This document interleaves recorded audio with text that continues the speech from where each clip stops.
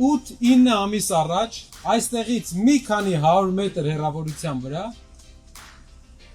մենք այցելություն էինք արել Մայր տաճար։ Այդ ժամանակ արդեն մի քանի օր էր, որ մեր երկրի վարչապետը բավականին վատ արտահայտություններով, բավականին վատ բառերով արտահայտվում էր եկեղեցու եւ եկեղեցու հայրերի նկատմամբ։ Պատկերացրեք, տանը նստած եք, գալիս է մեկը ու քո հոր հետ սկսում է անարգալից խոսել։ Ինչ պետք է անես։ Էս ինչ ես անում։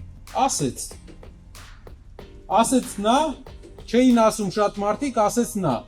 Ու մի մարդու հաշվարկ էր արել մի մարդ, որ կալանավորելով կարողանա ինչ որ բանի հասնել։ Մի բան էլ հաշվի չէր առել։ Բնավորությունը մարդու։ Իրական առաջնորդի բնավորությունը։ Բոլորը մարդկանց չափում են իրենց արշինով։ Ինչն էր իր արշինը, որ տանեին մի քիչ պահեին,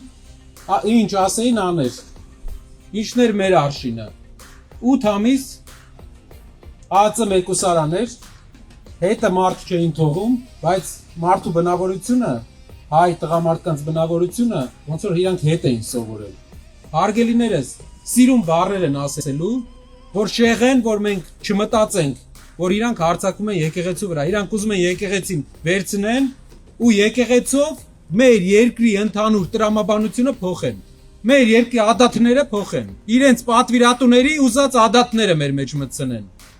Դրա համար մենք պայքարում ենք։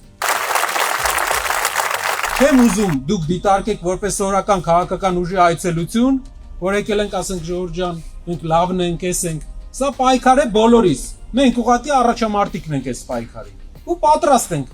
այս առաջամարտիկը լինելու։ Պատրաստ ենք ինչ անեն, մենք էլ մեր ձևով։